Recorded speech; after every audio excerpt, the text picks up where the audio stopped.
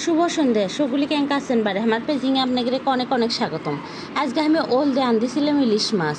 আর এই আন্দাটা কিন্তু সিম্পল রান্না হলেও খাইতে কিন্তু অনেক স্বাদ লাগে।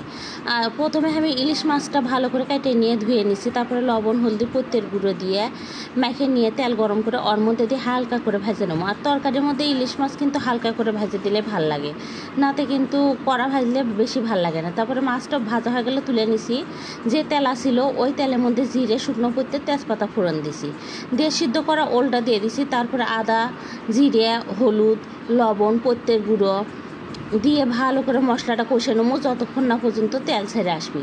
যখন যে তেল ছেড়ে আসবে তখন যে গরম জল ঝোলের জন্য দিয়ে দেবো। ঝোলটা ফুটে আসলে পরে ভাজা মাছ দিয়ে দেবো। ভাজা মাছ দিয়ে কিছুক্ষণ নেড়ে ছেড়ে নামানোর আগ দিয়ে এনা গরম মশলা দিয়ে নেমে নেবো। এটা ওলটা যদি ভাপ দিয়ে নেন তাহলে যতই ওলটা খারাপ হোক গলা কিন্তু ধরবি না। আর এটা এনে খাই দেখেন অনেক ভালো লাগে।